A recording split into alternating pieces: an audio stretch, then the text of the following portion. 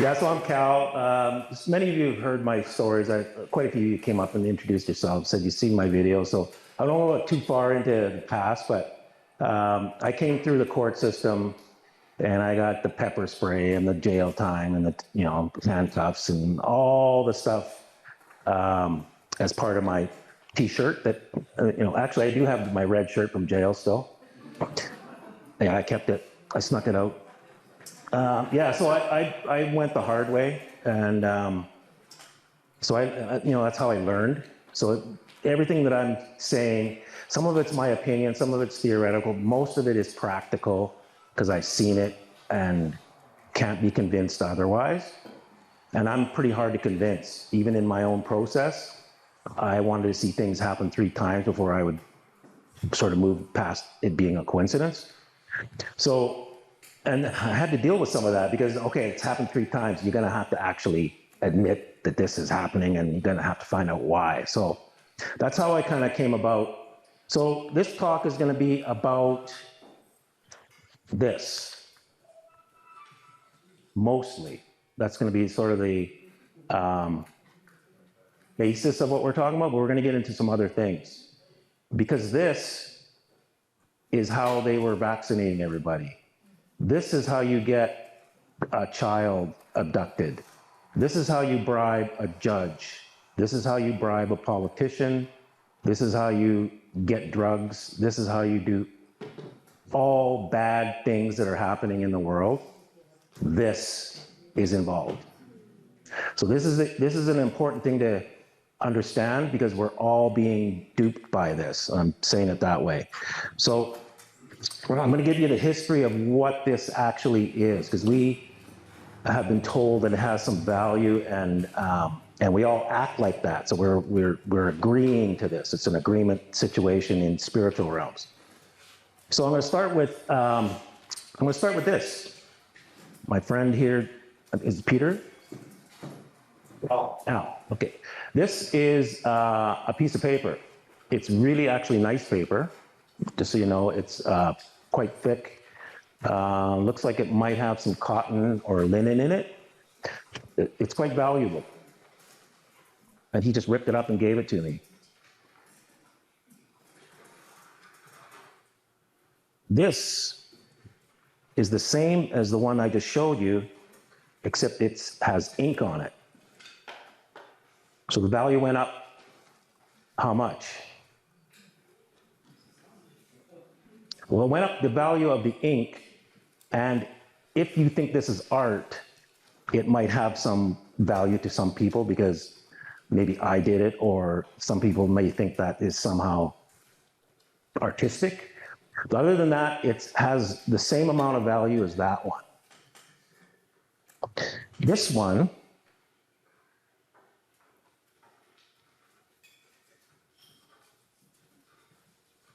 I've organized the ink differently.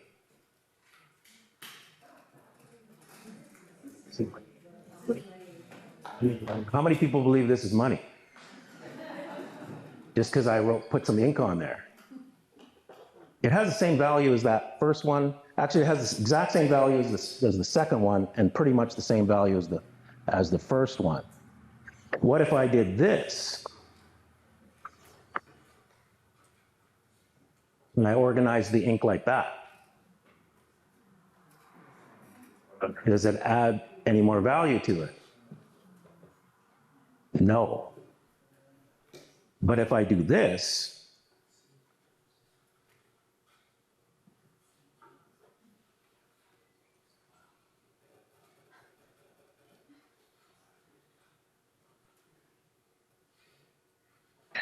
what's the date today? It's October the 5th, isn't it?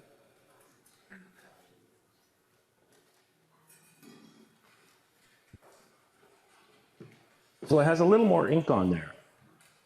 So this says, actually I should have my name on there. I, Cal, owe Jordan $5. And it has a date on there. Is that any more valuable than these other pieces of paper? Yep, it is. So we have to understand that these pieces of paper hold value if they're written in a certain way. So this is the Bills of Exchange Act in Canada, and this is the definition. Bill of exchange is an unconditional order in writing, addressed by one person to another, signed by the person giving it, requiring the person to whom it is addressed to pay on demand or at a fixed or determinable future time a sum certain in money to or to the order of a specified person or to bearer. Did anybody understand that? I can tell you why. One of the reasons why. It's a run-on sentence. And it's done that way on purpose. So by the time you finish the sentence, you've forgotten, and the way they're structuring it, you get lost.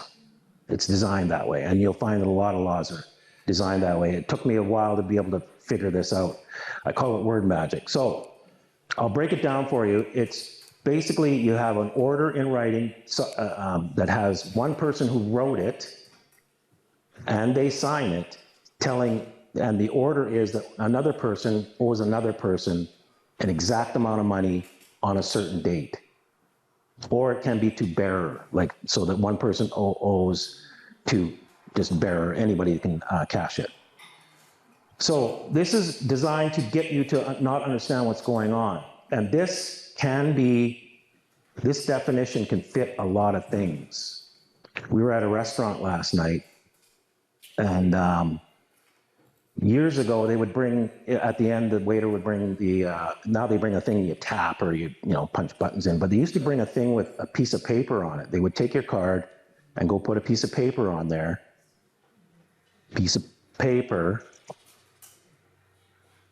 and it would have, on the little machine, it would have the restaurant's name on there, and then the date would be changed by the waiters every day. And the card would have your name on it. And the card number. They would stick that in there. So now you've got all these things coming up. The piece of paper will go on top, and then they'll go ch.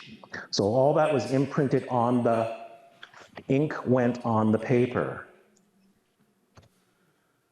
And what it would have was your name, the restaurant's name, the waiter would write the amount in there in ink, and there was a date on there. So now the only thing missing is a signature, and then it meets that definition. So it's a bill of exchange, and they just didn't tell you what it was. And you're going to find out what that is.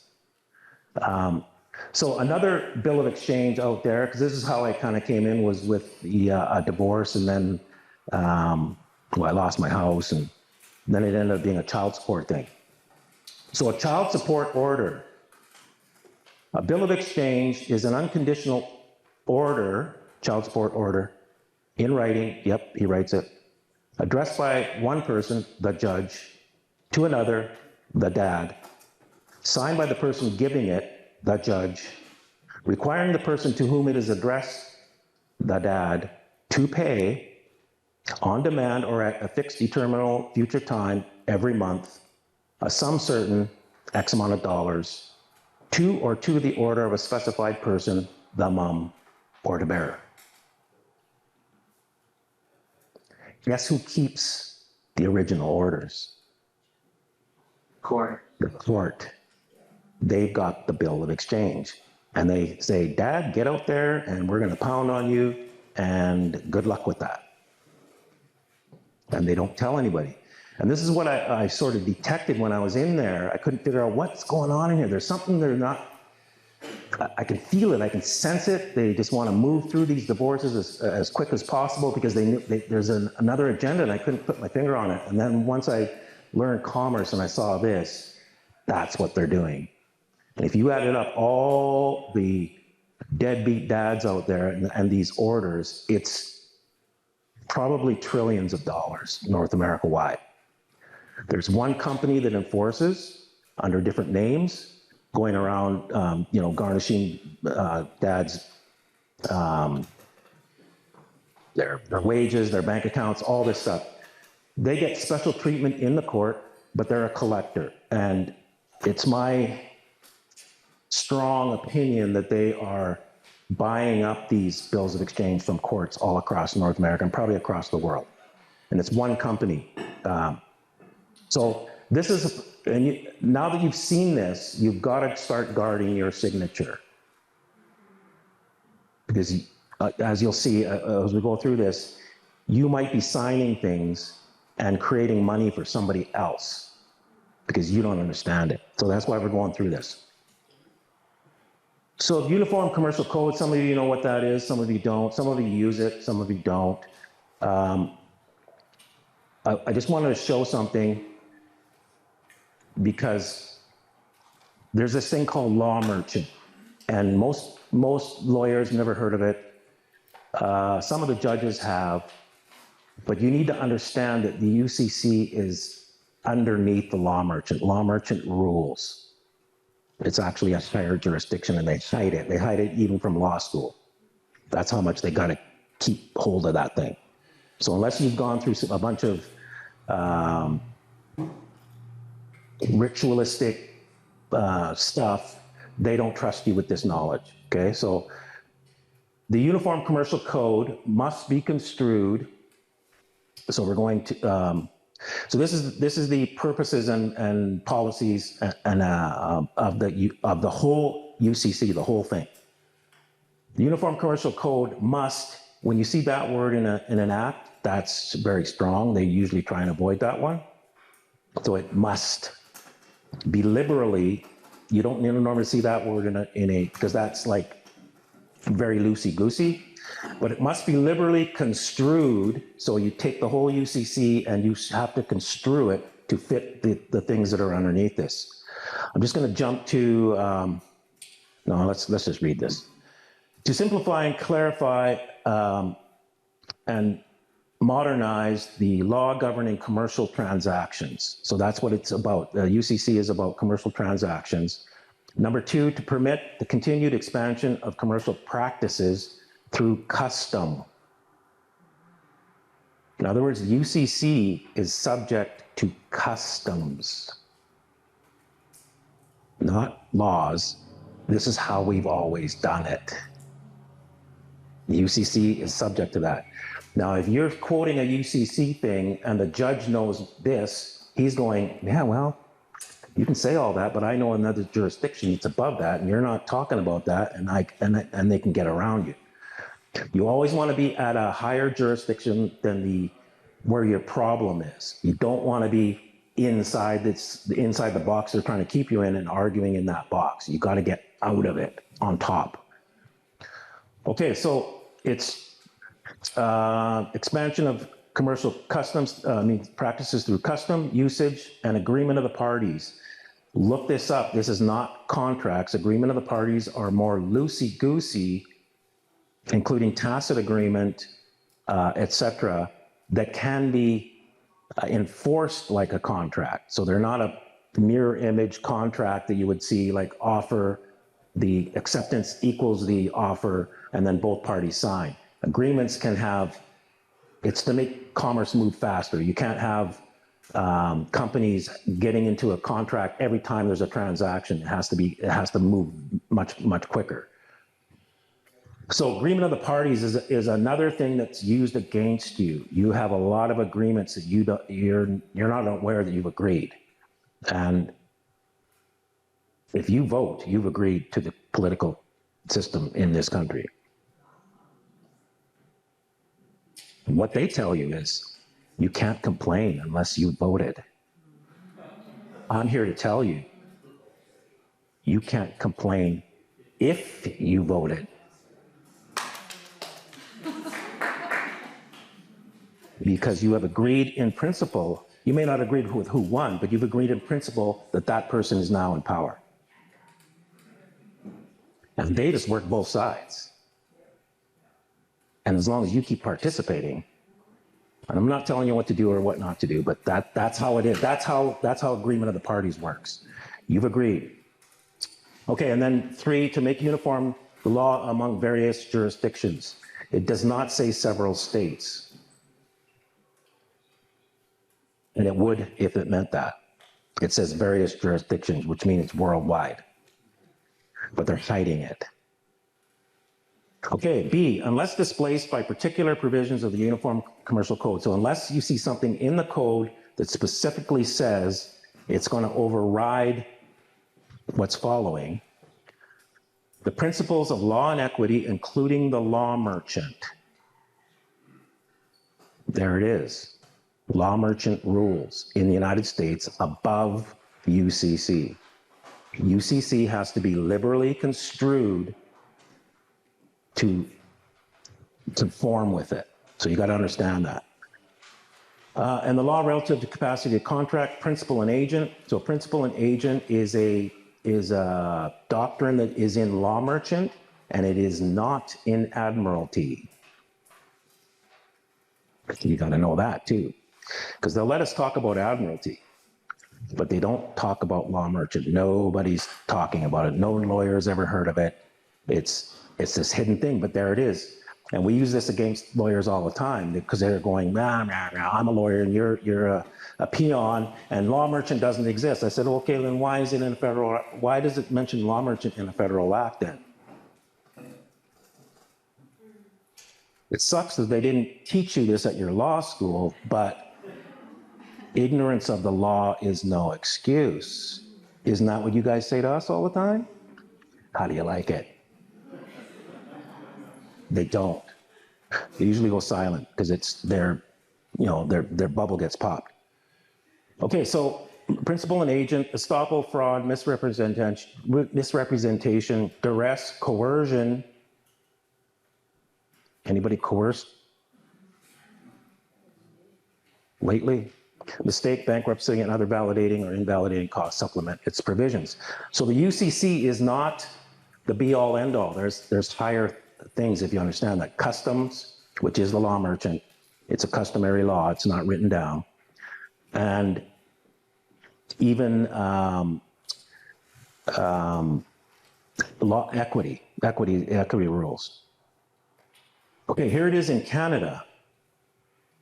So this is the Bills of Exchange Act again, Section 9.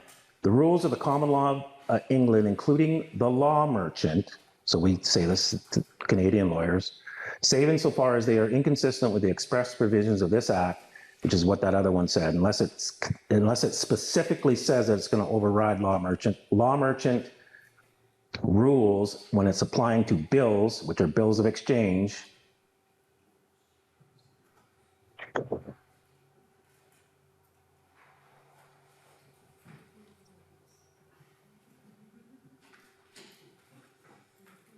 notes, which these are, that's promissory notes, and checks.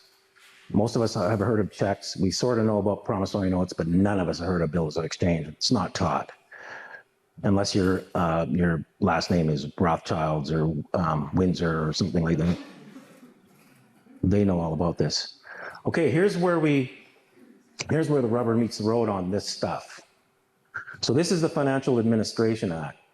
A friend of mine was trying to pay his taxes with Canadian Tire money.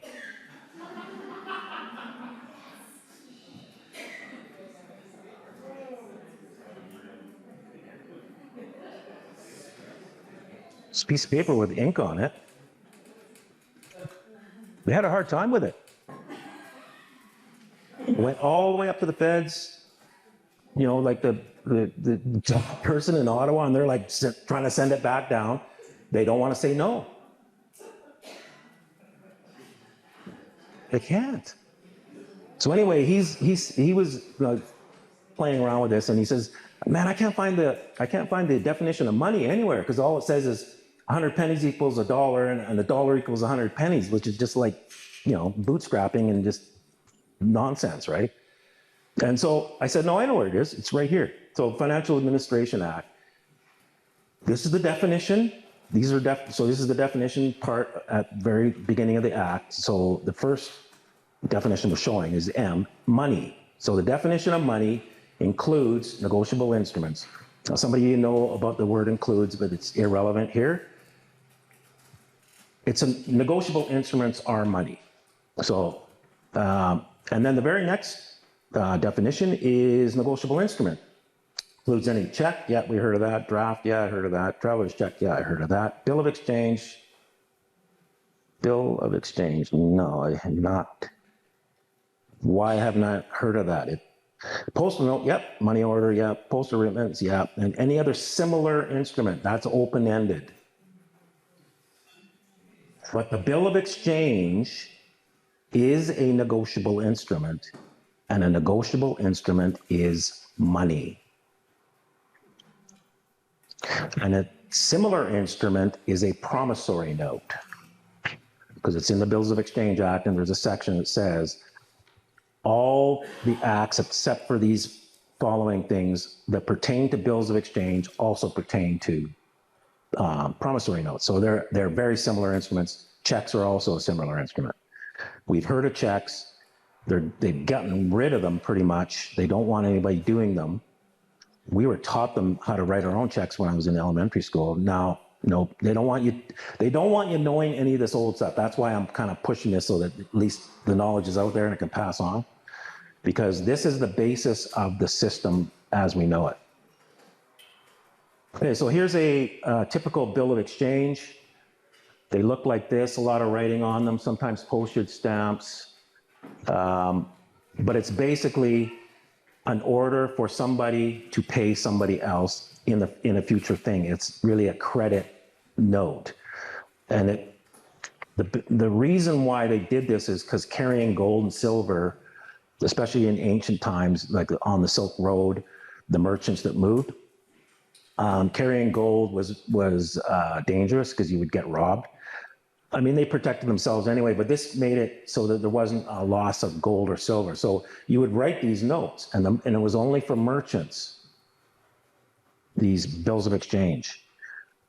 And merchants, you had to be born a merchant. So it was also a caste system. You didn't become a merchant, you were born one. Just like you were born royal. You don't become a royal unless you kill the other royal. But merchants, it was not a job. It was a family status thing. So the early merchants, the merchants of today descend from the early merchants. So you have the merchant families, which are the Rothschilds, Rockefellers, Windsors, DuPonts, Lees, et cetera, et cetera, et cetera. These are ancient bloodlines. And that's another rabbit hole. Like, who are these bloodlines? If you go back into history of Babylon, which is what this system is, back into Hammurabi time, you will find they had these types of things in clay. So there was no paper and there was no money. Everything was still commodities, corn, cows, you traded, bartering, but they still had credit notes, etc., and advanced banking ideas that were put into clay, and you rolled a roller in there as your signature, and then the clay would dry, and that was the proof of the debt. So it was a debt instrument, and then once the debt was paid, you broke the piece of clay. This is how they did it. And so you got to wonder, who came up with advanced banking ideas before there was money? And then you see the bloodlines that end up being the merchants. And they were richer than the royals. They still kind of ran things. And they still kind of run things with that. I won't pull it out again. But anyway, so this is a typical bill of exchange. We'll just go through these so you can kind of see them. They were very common. This is one I want to stop on, because it's important to realize that so the merchants would say, okay, I owe you X amount of gold, and then you would go and pay. So you would have to go and present, it's called make a presentment, and then the merchant would give you the gold and you'd be on your way. Well, either we're lied to about how people were able to travel, or these notes were not being paid very often, because you would spend most of your time walking, say from what it was called England now to Italy. It would take you weeks to get there. And if the guy wasn't there because he was walking to go get paid from other merchants, then you'd have to go back. And so it was not practical. It's Unlikely that a lot of these were being paid. And here's where it really starts to show. This is a merchant, you can see at the bottom, it's Kidston, and it's a merchant in Glasgow. So that's the grandfather. The James Kidston is like a grandson. He's in Glasgow. This guy's in Eastern Canada. He's writing on his good name to another guy, and their business in Nova Scotia was dealing in South America. So they would have us believe that if he's writing this to somebody in South America, that guy in South America went all the way to Glasgow to the grandfather and got paid. Or did he just negotiate it to somebody else? And they just kept negotiating it, and kept negotiating it, and kept negotiating it, and kept negotiating it, and kept negotiating it, and kept negotiating it. You see this? How many of these have gone through your hands? You just pass it to somebody else. They take it. Oh yeah, it's 20 bucks. Not knowing what 20 bucks even means. And we negotiate them. This is how it started. I'll leave this here. So this is an important bill of exchange. That's why I wanted to pause there, because this is where it starts to go, okay, what's the practicality of this actually being paid? And yet, because that guy's name on there and everybody knows, oh yeah, that's that guy, he's really rich, he's in Glasgow, and he's good as gold. This is as good as gold. You remember those sayings? That's what this is about. And so everybody trusted it, but the merchant got whatever he was buying with this, and he never paid. Because they didn't come and get it. How rich do you think you're gonna get when people don't come and get paid on the notes you wrote out there and you took the stuff? So the merchants all get together and, you know, they start to figure this out.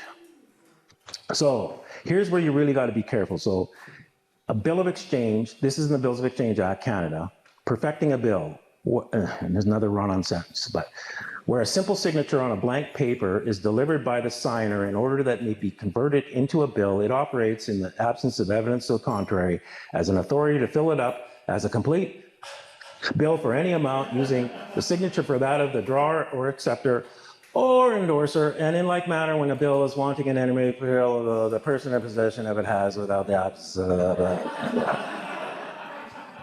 I don't want to read that again, and I'm just going to move on. I'm going to pretend like I'm just going to, that. You see what happens there? What this is saying is a piece of paper with a blank piece of paper with a signature on it. If it's handed over to be a bill, the person who gets it can write in all the missing parts for any amount.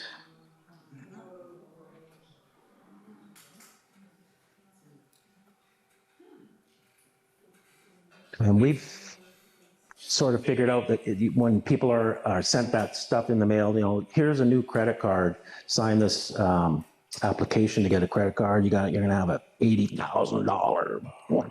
Card's gonna be gold, and you're gonna look really cool, and you sign that. There's an amount on there. It's probably a date, but even if there isn't a date, they just gotta write it in, and guess what? Just became a bill of exchange. So you got to guard your signature. And now when you go out there, you're going to see how many times, because people are going to be asking you to sign this, and you're going to look, hang on, that's what that guy was talking about. I can see where this is going. And it's a lot. Okay? Now here's where this company was giving promissory notes out for beaver pelts, etc. So this is a promissory note. And it says, I promise to pay, I can't read on here because I'm old. A promise to pay bearer. So this is a bearer note, so it's not written out to anybody. On demand, so you have to come and demand it. Again, if you don't, Well, I'm not paying it. The sum of 5 shillings, and you had to go to the York factory to present in Rupert's Land, and there you would be given a bill of exchange for the promissory note, payable 60 days after sight at the Hudson Bay House in London, England. So you can see they started to figure this out. Hey, if we make it difficult to pay, nobody's ever gonna come and collect. And this is proof of it. Because there's no reason why this had to happen except they're making it impractical to collect the actual silver. You would just keep passing it around. And we're still doing it today, like I said. There it is. This is the beginning of that in what we know as Canada. So I just want to show you where York Factory is. I think it's the next slide. Wow. Northern Manitoba. There is nothing there now. Let alone in the 1800s. At least now, I think you can get there by road. There were no roads. You went by canoe, or you walked, or you had a horse. Yeah, or you swam. Or you had dog sled in the winter to go along the river. So because there is a river that runs right up there. And some of, and tributaries and all that. So you could get there in the wintertime by dog sled, or by canoe, or you walked. But once you got there, and this is you leaving your trap line and your business and your family and everything just to get there. Okay, we're going to take that piece of paper. Here's another piece of paper. You got to get on that ship. Oh yeah, it costs money. And you got to go to London. Once you get there, then you present it at the main office, and they have 60 days, 2 months to come up with the silver. So you might have to put yourself up for 2 months too.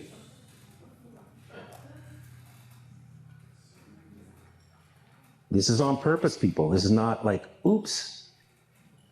The York factory had cannons. Defend, they could have silver there. Even that, just walking up there, but you should have been able to get your silver there. And that would still have been difficult, but they added another step. You had to go to London, England to get it. Making it very difficult. So all of these pieces of paper, very few of them that they ever have to pay for. So they're getting the beaver pelts, turning them into jackets and hats, which were very fashionable at the time in Europe. And they were selling them for pieces of paper? No, they were selling them for silver and gold. How rich do you think they got? Because they're writing this. Give me the beaver pelts and all the stuff that you're digging out of the ground. And yeah, you can go get the silver anytime you want. Yeah, here you go. If that ran for 100 or so years, and the Hudson Bay Company was the government here, just so you know, and I'm going to add a little bit here. It was a for-profit monopoly. All of that land, they owned it all. And you couldn't put your canoe in the river without a license. You couldn't take fish without a license. They owned all the fish, the royal sturgeons. And they called it a plantation in the Hudson Bay Charter. And this was all deeded to them. And they had a full monopoly. No commerce could happen in there without going through their forts. They got a cut of everything. You could not deal directly with the native people. It was a full monopoly. Sounds like today. as it is today. This charter was a perpetual succession charter, meaning did not expire. It passed on to whoever you sold it to or gave it to in a like heirs or successors. It was surrendered to Queen Victoria right after she formed the Dominion. She formed the Dominion first, 1867, 1868, terms of surrender for Rupert's Land to join the Dominion. So they got the people to pay the Hudson Bay Company. They lost all they were still allowed to be a retail store, which they still are, but they lost that governmental thing. So in the charter, they were allowed courts,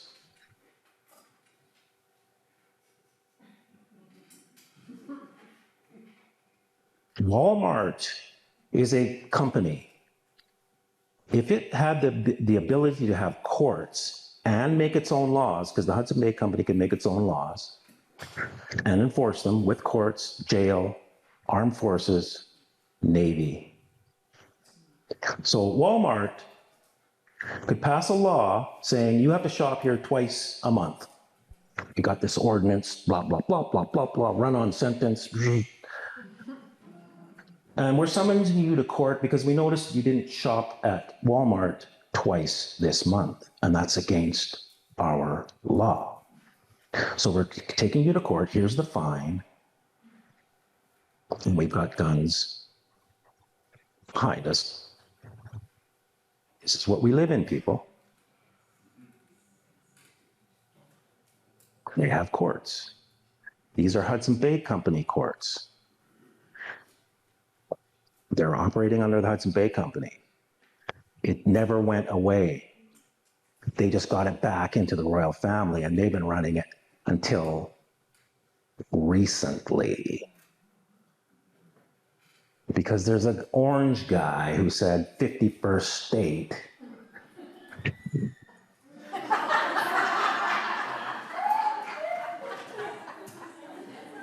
And we went down to Canadian Tire, and we got our little Canadian flag, and we started waving it frantically.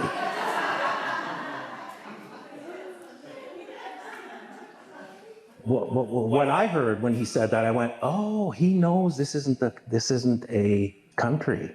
And then he said that. And about 2 weeks later, Hudson Bay Company's going bankrupt. I went, oh, they're selling the charter. And they're running this as a smokescreen. I predicted it. About 3 weeks later, we're selling the Holy Grail, the charter from 1670. I went, boom, there it is, right there. It's going to be a private auction, and it's very precious, and it has to go to the right person, and we're going to have a private auction, and all this. And we have to go to court to actually talk about selling our piece of art. And they're still not done the court. Canada is being sold, people, through the Hudson Bay Charter. This company right here, who started the money. It's not quite done. Okay, so promissory notes. Here's the definition of promissory note. Promissory note is an unconditional promise in writing made by one person to another person, signed by the maker, engaging to pay on demand or a fixed determinable future time, a sum certain in money to the order of a specified person or to bear it. And that's this, which I wrote to Jordan. You got to come and get your $5. If you don't, I'm not paying.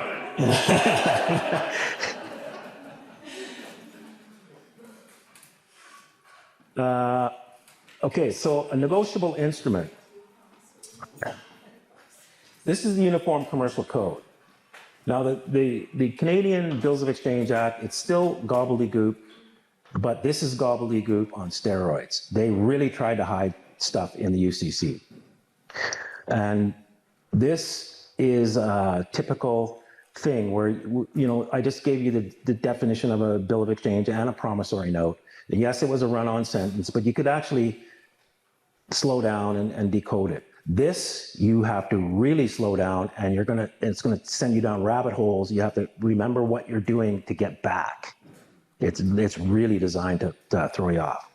Okay, so it's except as provided in subsections C and D. And this is what we do. No.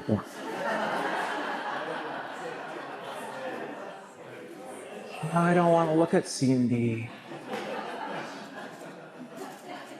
I just don't. But if I don't, I won't know what's being said here. Well, I'm just going to skip it. Okay, so except maybe I'll figure it out when it comes up or it bangs into me or something. I don't know. I'm telling you, I go through this. So in subsection C or D, negotiable instrument means an unconditional promise or order. So remember, a promise is a promissory note, an order is a bill of exchange. They don't want to say the word bill of exchange in this act anymore, like the UCC. Don't say it, because that'll trigger something. What's a bill of exchange? They don't want you knowing. So they're calling it an order to pay a fixed amount of money with or without interest or other charges described in the promise or order if it, one. Okay. Now, what did I just say? Is payable to bearer or to the order at the time it is issued or first comes into possession of a holder. Okay, I don't need to explain that. I could, but it would just take too long. So is payable upon demand or at a definite time. So it has a definite time. It has who it's payable to. Does not state any other undertaking or instruction. That means unconditional. That's how it said it in the Bills of Exchange Act. One word, but no, they have to. Does not state any other undertaking or instruction by the person promising or ordering the payment to do any act in addition to the payment of money. Yeah, payment of money. But the promise or order may contain an undertaken. Okay, so this just gets into interest and or collateral. So this is how the UCC is worded, and you got to understand that, and you got to be persistent and not let it knock you off. You've got to go through these things, and if you go online, you can actually, these things are hyperlinked a lot of times, so just hyperlink, and if you have to write down where you were, because sometimes you end up, when you go to look at C, then you have to look up something in C and then something inside of that one. And you have to remember, okay, why was I looking at? So I'm serious. It's by design. It's not an accident. It's to make you go away. Go up, running up and down the yellow brick road and carry on and make us money. Don't come and look at behind the curtain. Stop. That's what it does. Okay, so here's how the UCC obscures and the BOE is clear. I do this for Americans. Americans should read the Canadian Bills of Exchange Act because they'll get a clear understanding of what's being said in the UCC, and everybody's UCC sort of oriented. But like I said, it's really law merchant at the core of everything. So an instrument is a note if it is a promise and it is a draft. So that's the word they use instead of bill of exchange. If it is an order.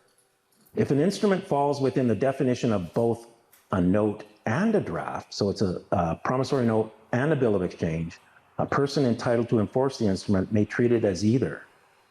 So if an instrument falls within how can it be both? But if it is, you can treat it as either.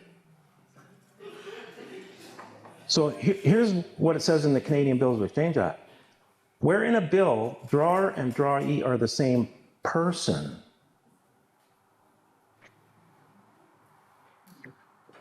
I owe, I Cal, owe Cal,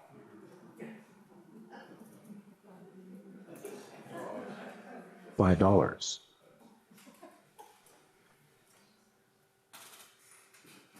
Remember, this is money. By definition, these bills. So a bill and drawee are the same person. So I'm writing it to myself and it becomes money if I knew this. Or where the drawee is a fictitious person.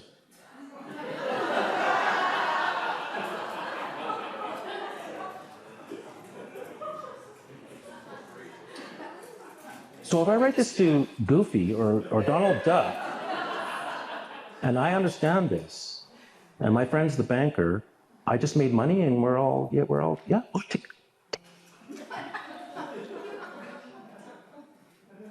This is how the Rothschilds are the Rothschilds, the Rockefellers are the Rockefellers, because they understood all this and the rest of us don't. That's why I'm going through this. This is in a federal act in Canada.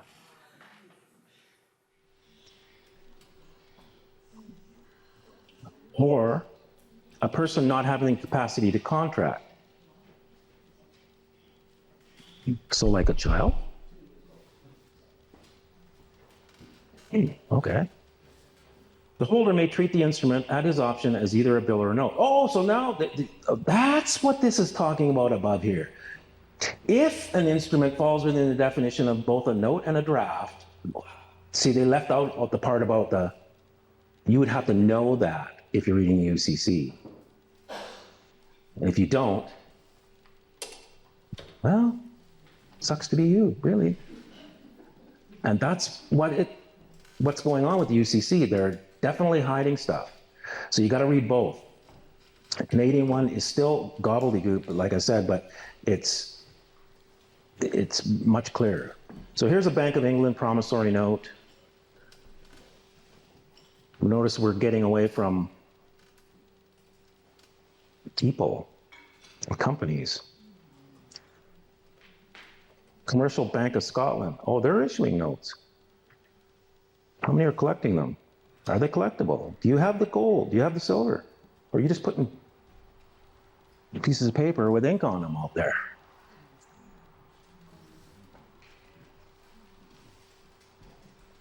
Republic of Texas. Treasury Department. First National Bank in Texas, Montague, Texas. Bank of the United States, Bill of Exchange. This is an order. Benjamin Franklin wrote one. He knew about it. United States $5 Treasury note, 1815. These are all payable. Oh, they're starting to change. They're starting to look like stuff we recognize. $50 in coin, you see on the side there. We'll pay to bearer. See, this is a bearer note. It's a promissory note, just like those other ones. Just like the Hudson Bay. $50 in coin. And I guess you collect at Washington, D.C. But if you don't collect, oh well, just pass it around to your neighbor and they'll take it. Here's a Federal Reserve note. And you'll see, so in 1913, the Federal Reserve came in. Some of you know about that, the whole Jekyll Island thing. So the Federal Reserve started printing the money for the United States. It's a private bank owned by Rothschilds, Rockefellers, DuPonts, Warburgs. Oh, that ancient bloodline from those who fell from the sky and bred with the daughters of Eve. And that's why they knew about banking way back then. So it's redeemable in gold up on the left there, redeemable in gold on demand, but you got to demand it.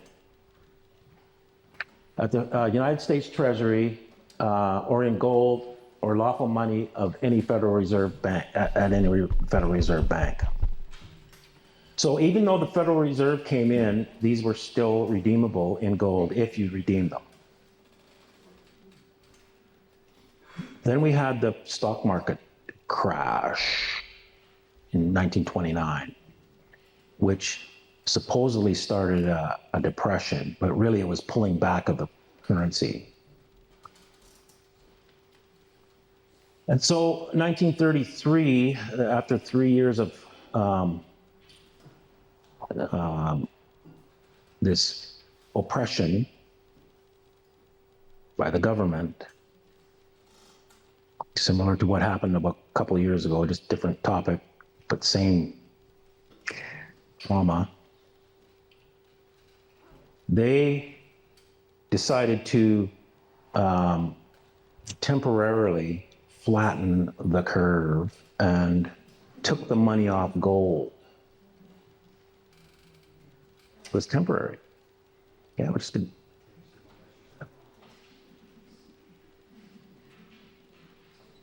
get out of the depression, everything's going to be great.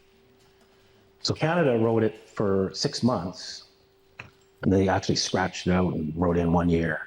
But I'll show you that one later. But anyway, so this is HJR 192, for those that understand it. This is where they took the money off gold and made it illegal.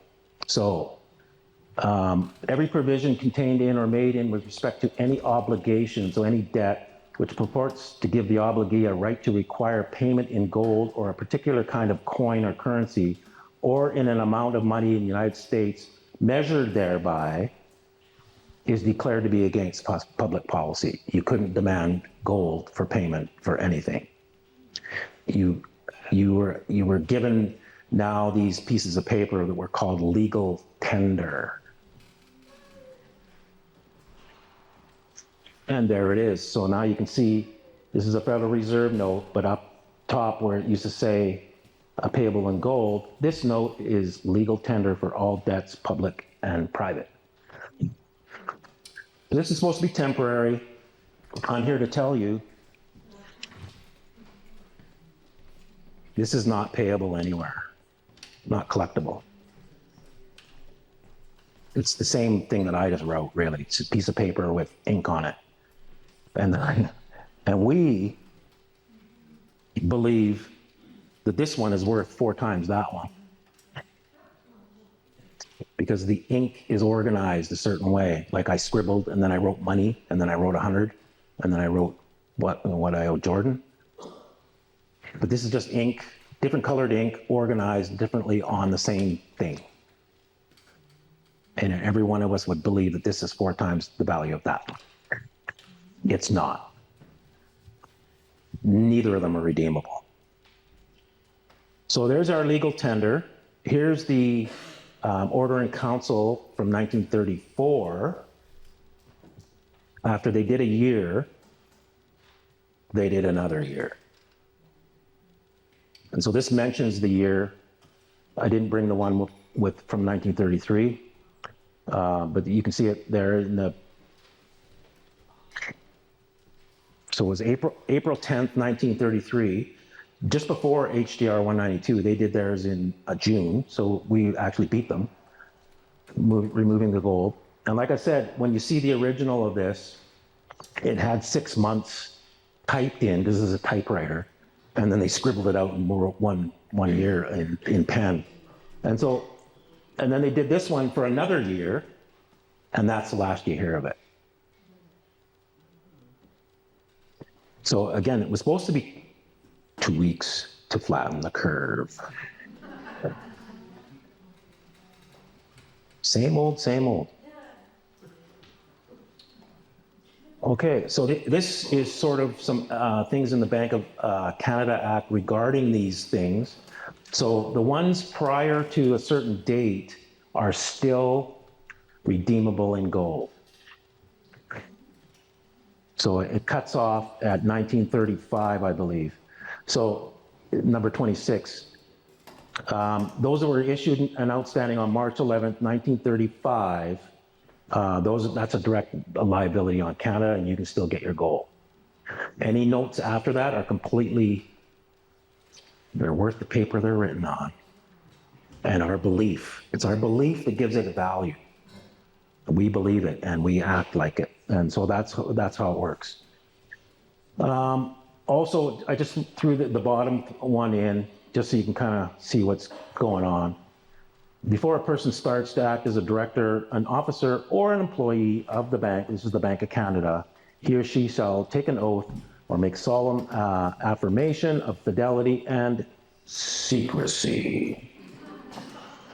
Don't tell anybody about this. You have no idea it will cause an anarchy.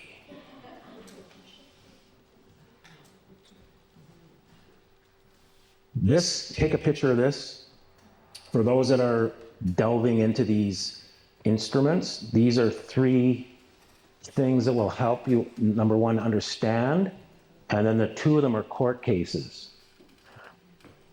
And really good. So the top one is Gerald McGeer examines Graham Towers in 1939. So this is just after the gold has been temporarily, in our minds. That's what we were told back then. But more time is going on, and it's like, okay, where's all this money coming from? Like, it seems like you guys are just printing it out of nothing. So they had a parliamentary inquiry, and the questions asked are very pointed, and the answers are very clear. And so you want to read that if you're delving into this. This will give you like very pointed proof of what happened and how money comes into existence. And he was just answering. And he basically said, yeah, well, we're printing it out of nothing, but if Parliament ever wants to change it, they can do so, but they don't, so we just keep doing it. Just like that, like whatever. The Bank of Montreal versus Bank of Canada, that was a bunch of these pieces of paper were being delivered to the Bank of Montreal from the Bank of Canada as they print this stuff. And the truck got in an accident and a bunch of it burned. So they wanted it replaced. And of course, the Bank of Canada, no, left our place. Deal with insurance. We're not. And they claimed that these are promissory notes according to the Bills of Exchange Act, which I just read to you. The Bank of Canada said, no. This is money. Those bills are the instrument to get the money. But this is the money. And the court said, yeah, that's the money, but it's also a promissory note according to the Bills of Exchange. And when you go into any kind of court, when somebody's taking you to court because you gave them a promissory note and they're saying, that's no good and blah, blah, blah, blah. Boom. It's already precedent set. Plain versus Cameron, this is 2 litigants. A guy did promissory notes as part of almost an investment thing, and they were trying to claim that the person who had them, the business kind of went south, or the opportunity went south, and they were trying to say that these were securities, and he was saying no, they're promissory notes, and the court found because they were the future date, the payable date was within a year that they fell under the definition of promissory notes in the Bills of Exchange Act. The thing about it is there's a lot of, this is Supreme Court, by the way, Canada. And a lot of the justices, you can get quotes from them saying Canadians can pay debts with promissory notes. Plain English. I'm telling you, I had a CRA guy, he was having his house taken. He had ignored everything. They bumped up his tax bill to more than the amount of his house, and they went through a whole foreclosure process, which takes over a year, or approximately a year. And he had the box full of stuff. He hadn't opened anything, and they were packing up to leave. And he says, "Is there something you can do?" So we wrote a quick affidavit, 1 page, and a promissory note. He took it into the Supreme Court of BC and Canada and Vancouver. And we had Cameron versus DePlain. We have just found it. Pursuant to Cameron versus DePlain at the bottom of the promissory note. And that place just about blew up. He was like a baby with an M16. And he knew nothing. He knew nothing.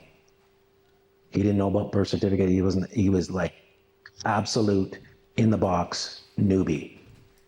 And yet he's got this thing, and they're all running away like Keystone cops trying to get away from him. And so it really showed the power of this. So anyway, he ended up keeping his house. CRA had to back down. They didn't pay off his mortgage, but it did. They couldn't go with the foreclosure. So you want to know those ones if you're going to delve into this world of instruments in Canada. Those are going to help you.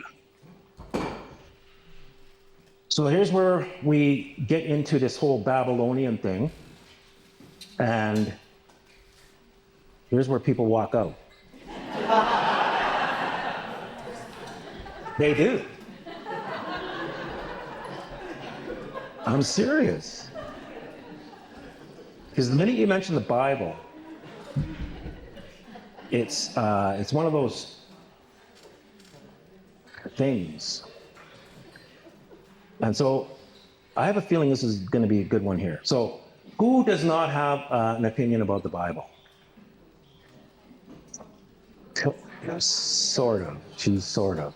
And I get that quite a bit. It's like, I'm sure. So that's quite amazing that everybody has an opinion about something. Who does not have an opinion about the Montreal Canadiens? That's normal. Why does everybody have an opinion about the Bible? Who's read it? This is actually quite high, but it's less than 50%. I'm going to tell you, the rest of you, your opinion is not your own opinion because you didn't read it. And the point of that is, how did you get that opinion? And why do you hold so strong to it? So I tell people, pick it up, read it like you just found it, remove the religious stuff from it, the institutions and all that stuff around it, and read it for what it is. And there's a lot in there. There's a reason why nobody's hand went up when I asked who doesn't have an opinion, because we all have it. And there's a purpose to that. So anyway, this is from the Bible. It's the last book. And if I can give you advice, read the first chapter, Genesis 1, because that's where man is introduced here into this realm. And it is a realm.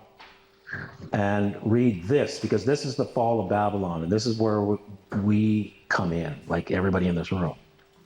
Because this has to happen in order for us to kind of move on back to the garden. Everybody's heard of the garden. So, which is Genesis 1. So we were there, a bunch of stuff happened, and you can read all that if you want, but we need to get there. So it's all been paid for commercially. The debt and sin is the same word in the original language. So you can move one into the other and it sentence fits. So the debts have been paid for, and this is the description of Babylon. This goes up to, verse 6. And this describes what we're in right now. And after these things, I saw another angel come down from heaven, having great power, and the earth was lighted with his glory.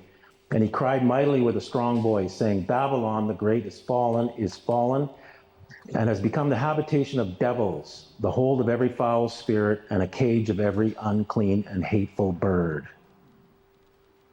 Completely corrupt, top to bottom. Has anybody noticed that? Yeah. For all the nations have drunk of the wine of the wrath of her fornication. And the kings, governments, of the earth have committed fornication with her. And the merchants, the bankers, the merchant families. Sound like today? Of the earth are waxed rich. Does somebody get rich off the vaccines? Does somebody get rich off this? Does somebody get rich off war? Does somebody get rich off of... Yep. Are waxed rich through the abundance of her delicacies. And I heard another voice from heaven saying, come out of her, my people. I need to stop there. When there's a voice from heaven, you should probably pay attention, just for those that haven't read this. And here's a couple things. It has some people in here, the voice, whether it's a man, woman, child, or, it doesn't matter. The voice has people in here, and the people are in something, and they might not know it. So the voice is saying to its people, come out of her, that ye be not partakers of her sins, debts. And that you receive not of her plagues, something's about to happen. Get away from her. Move back. Don't believe in this. Do something. Gold and silver is a good one, but for her sins, debts have reached unto heaven. Ever seen the debt clock in the United States? And God hath remembered her iniquities. Reward her. Voice is still talking to the voice's people. Because we do the for one, but we forget that it keeps talking. So it doesn't mean run to the hills, which is a lot of people tell you. Because verse 6 says, reward her as she has rewarded you, and double unto her, double according to her works, in the cup she hath filled, fill to her double. So we have to interact with it. We have to take whatever it has been doing to us, double it up, and give it back. And there's a reason for this. And the whole thing is commerce. So as you can see, it has to do with merchants, governments, debts, etc. This is a jujitsu move. You take the energy that they're giving us and double it up and give it back. If they stop, we stop. If they keep going, we keep going. It's not an aggressive thing. It's not passive either. It's literally jujitsu or aikido, these types of martial arts. It's the assailant's energy that is used against him, and then he goes tumbling off. So that's what this verse is saying, the verse prior, like this one. So it creates that situation where you're not the aggressor, you're not in dishonor. It's literally, he came at me, I'm self-defense, and yep, all his energy is now being used against him, and he got hurt. Well,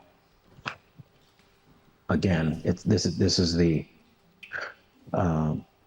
situation that needs to happen. So, a bill of exchange is money, as we saw. We've got this Bitcoin, and then we've got the regular money that we're used to. Some of us know about these types of things.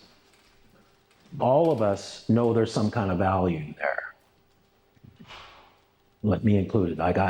If you ask me how a wallet works, don't know. Would I say there's some kind of value in crypto? Yep, I've heard it. It's been put into my head, much like the opinions about the Bible. You get what I'm saying? Because they're moving towards this. So they put that in our heads so that we understand it as value, even though we don't technically know how it works. Some in the room do. So this is a bill of exchange that we create at InPower. This has, and like a bill is an order for one person to pay another. So the person paying is Justin Trudeau. And the person receiving on this bill, because I recognize it, is me. And on this bill, he owes me $4,900,000. This is on a piece of paper, signed by me, signed by two witnesses, because in the Bible it says every matter is confirmed by 2 or 3 witnesses, and it's signed by a notary, which puts it into their jurisdiction. It is money, according to their definition. There's nothing they can do about it because this is how they are been creating money for centuries. They were hoping none of us ever caught on. It didn't happen because everybody in this room now knows.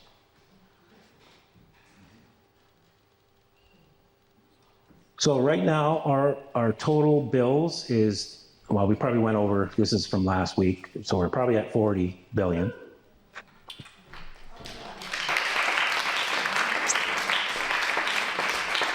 And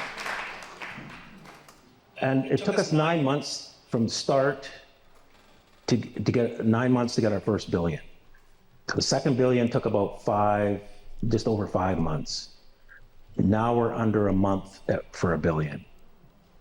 Not quite 3 weeks, but it will be 3 weeks, probably early spring.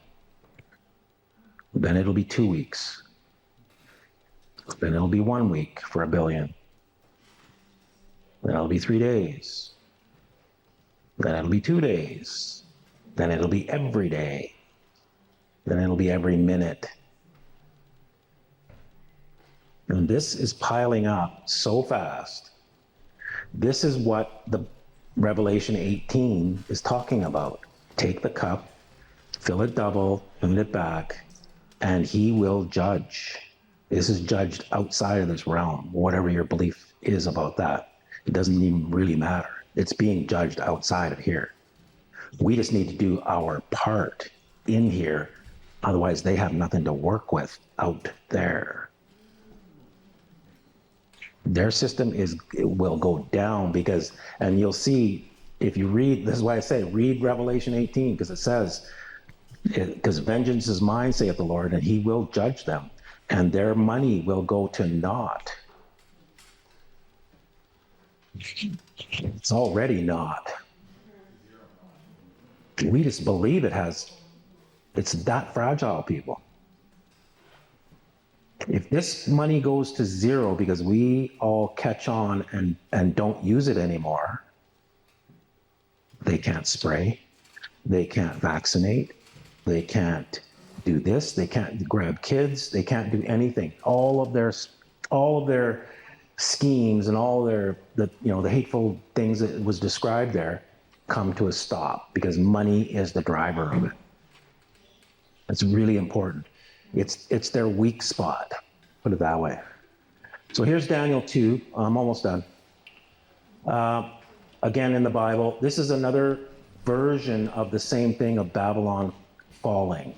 So this was a ancient Babylonian king. He had a dream, and it was a statue, and then something came and knocked the statue, and it all went to dust. So it's the same story. And it says that and as the toes and feet of it, I should give you a little background on it for those that don't know. So the king was really disturbed by this dream, and he wanted all the soothsayers and the wise men and the this and that, and people that could do whatevers, to come and tell him what the dream was and the interpretation, and they couldn't do it. They said, tell us the dream, and then we'll tell you the interpretation. He says, no, you got to be able to tell me the dream and the interpretation. They couldn't do it. He says, okay, off with all their heads. Kill all the wise men. Daniel was considered one of the wise men because he could interpret dreams, and he didn't know about this, what was happening. And so they were coming to kill him, and he goes, what did I do? Well, blah, blah, blah. So he says, oh, let me have a shot at this. Of course, he got the dream, which was the statue, and the interpretation of that dream. And then he was honored as second in command of Babylon. So here's the interpretation. So, and as the toes of the feet were partly of iron, partly of clay, so the kingdom shall be partly strong and partly broken. This is a strong spell, but it's also weak. is the second we stop believing in it, it's completely gone. It's like the curtain in The Wizard of Oz. Once that curtain goes back, you can't put the genie back in the bottle, that kind of thing. It's like the illusion was gone. So this is how weak it is. So, and whereas thou sawest the iron mixed with miry clay, so clay is men, we're from the earth, and iron is not men. It doesn't say what it is, but it's not us. They shall mingle themselves with the seed of men. You can see it right there. And they shall not cleave one to another, even as iron is not mixed with clay. You can't really mix iron and clay and have a good, strong bond. The molecular structure is too far apart. And in the days of these kings, this is in the future, it's now, I'll just give you a hint. Shall the God of heaven set up a kingdom which shall never be destroyed, and the kingdom that shall be left, and the kingdom shall not be left to another people, but it shall break in pieces and consume all these kingdoms, and it shall stand forever. For as much as thou sawest that the stone was, so that a stone made without hands, cut out of the mountain without hands, and that it broke in pieces the iron, the brass, the clay, the silver, and the gold, and the great God hath made known to the king what shall come to pass hereafter, and the dream is certain, and the interpretation thereof sure. So the word stone is Evan in Aramaic and in Hebrew. And it's the same word, it's only used a few times to denote like a rock or a stone. One is here, another is the chief cornerstone that the builders rejected, which is a connotation of Yeshua. It's also the stones that Jacob built an altar at Bethel when he saw the ladder and all that. So it's the same word. And so it's a special word, is what I'm getting at. Used in only certain things. And you can break it down into the Father and the Son when you break down the etymology of the, and even the symbols of the original language. It's quite deep anyway. So this stone is special. And we are taking our bills of exchange, and because they've already put crypto in our head that there's some value there, we're issuing a crypto, and we're calling it Eben, which is the stone that chips away, knocks the statue down, and becomes a kingdom that will never pass away. So we spelt it this way.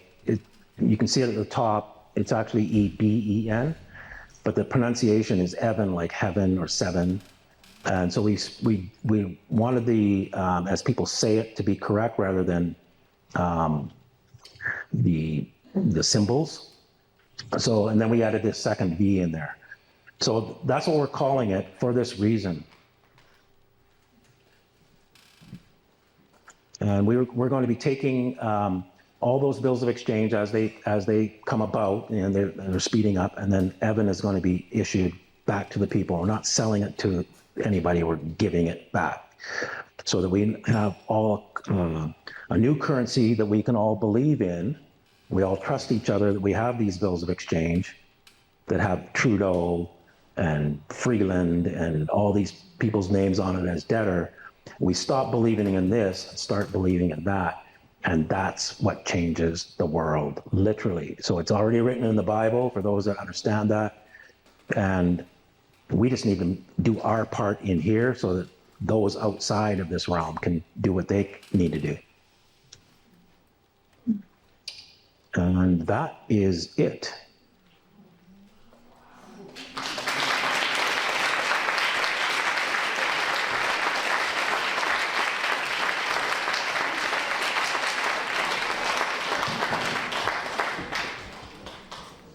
What I'd like to know is a little bit more about Evan. Can you speak to when it's launching, or what platforms it can be accessed? We're working on it, so we don't know when it's going to launch. Just like everything, we kind of work on things and doors open. Right now, the energy is really high. We've got some very knowledgeable people in the space. One guy in particular, when he saw what we were doing, he went, "That's it," and he's almost ready to drop everything else he's doing, because this is proof of work in actual fact, not just how much power you're using, etc. You have to actually go through the NOL process and mail things, and so there's an actual proof, and then the proof of the value is the bill of exchange, which is money in their system. Their system has to recognize it, but they have no idea that it exists because it's not part of their system. We're literally separate, so there's no accounting. They can't siphon anything off. Like they can't do anything about it. Yeah. So our tentative goal was probably next summer to have it released, but we're not sure. But it's basically a year off. Thank you. Yep. Hi, I'm wondering if you're familiar with Promethean Action, the two women that do Promethean Action, and if you are, do you have any opinion on it? No. Okay. Hey, Cal, thanks very much. I have several questions. First question is, does equity apply in your process of issuing all the liability? Yes. Equity, in my opinion, is law merchant. What they don't want you to use, the words they don't want you to use is law merchant, bills of exchange, because if you start looking, you're going to find, and that they don't want you to find. So equity, the principles of equity, like there's the 12 principles, those are really the customs of law merchant. So it's the foundation of everything you're doing. Yeah, law merchant is the real foundation. Equity is sort of how they want to describe it and still hide law merchant. Yeah. And they allow us to talk about admiralty as well. And admiralty crossed over law merchant. So admiralty was more on the water and the law merchant was more on the land. So in Canada, they say it's part of the common law. And it actually got fused into the common law in the 1700s by Lord Mansfield. So there's case law on this. Admiralty also got put into the common law. So the judges can move in any of these jurisdictions because they're all in the one courthouse with the same judge, and so they can take what's called judicial notice of something.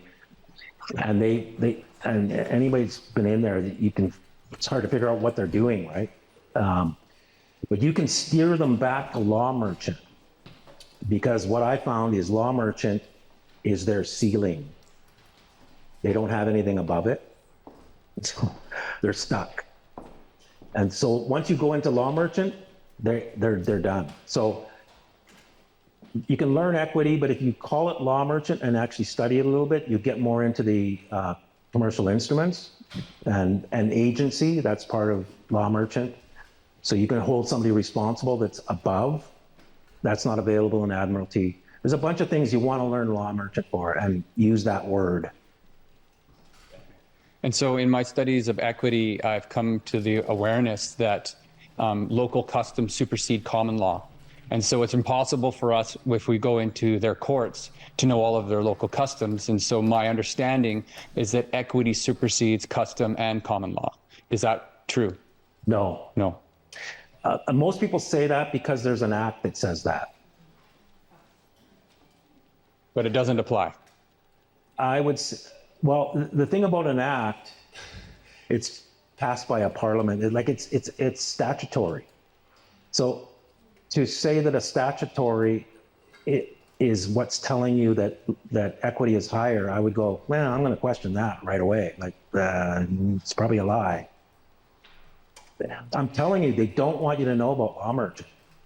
And there's a reason, because once you understand it, now you can start to do commercial instruments.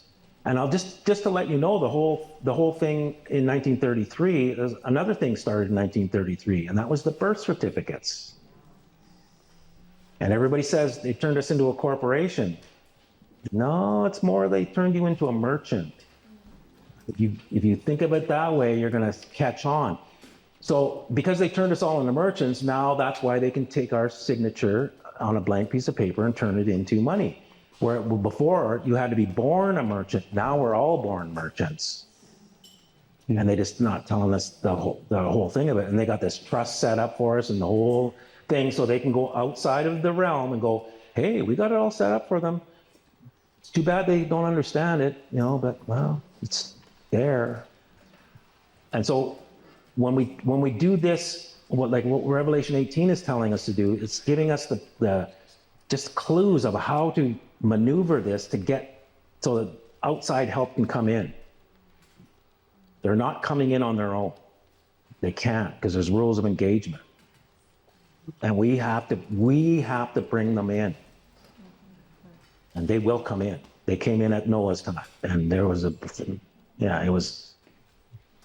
was on. So that's gonna repeat. Yeshua said so. As it was in the days of Noah, so it will be at the end. He's giving a hint like what they did back then. Thank you. And regarding the UCC, does it apply globally or is it just in Commonwealth nations? The UCC? Yeah.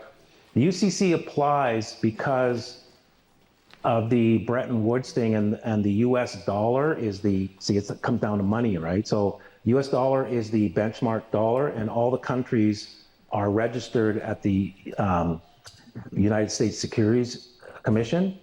So they're all under US jurisdiction at this point. So UCC and the courts have automatic jurisdiction. So the UCC does have leverage here in Canada? Absolutely it does. But what I'm telling you, don't throw it around like it's because law merchant can supersede it. That's why I'm telling you. And the judge may know this. So he's going, yeah, I see your UCC thing, but I got you in law merchant.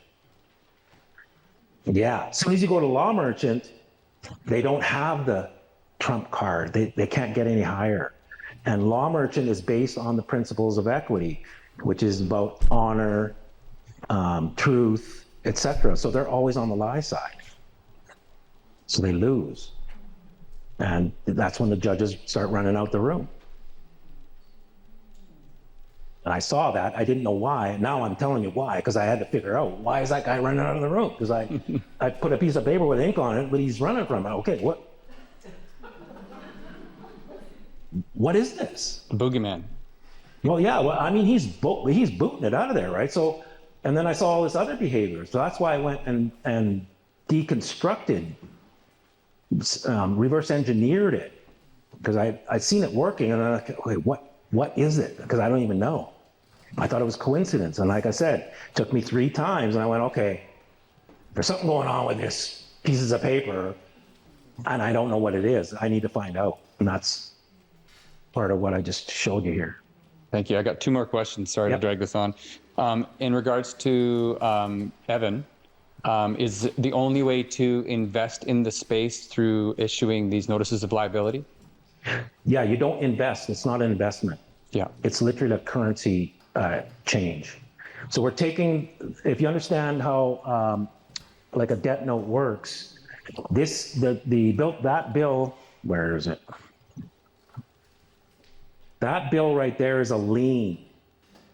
Everybody thinks the lien is at the UCC or at the Equifax, that's a public notice of a lien, but this is the actual lien.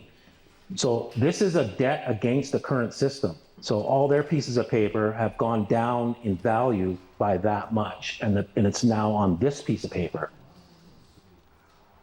So we take all those pieces of paper, add them all up, and then we give it back the same amount in Evan. Mm-hmm. So it's not an investment. Okay. Yeah. And finally, Trudeau stepping down the way he did, it seemed a little abrupt. Did it have anything to do with the notices of liability, do you think? I do think so. All right, I'm done. Thank you so much for your time. And Freeland, yep. Carney's next. Yeah, Carney. Here's another thing about the notice of liability. It's to the man and the position.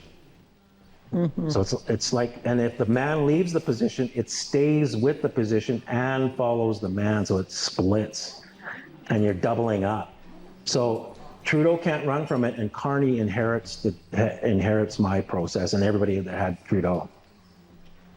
Just like when you sell your business, it comes with the liabilities and the assets. Like you can't go to somebody that says, yeah, when you buy a business and say, somebody comes to you, yeah, you bought some stuff from me last, 3 months ago, and now I'm coming to get, well, that was the last time. I don't owe you that. Yeah. It doesn't work like that. You buy the business as it's running, and all liabilities coming in pass to you now, because you're now the principal of that business. So the Prime Minister of Canada is a position, and it inherited Trudeau's debts, whoever takes it. Go ahead. Okay, thank you. Thank you very much. I really learned a lot. Would you say a little bit more about the Hudson's Bay Company charter being sold? I was aware that that was very important. I noted that the new King of England came and gave an address before our Parliament, I think. And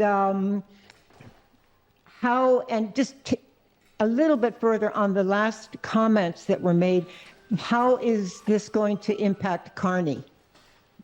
I think Carney was brought in to actually broker the deal. And everybody was told the opposite, that Polyev was part of it. And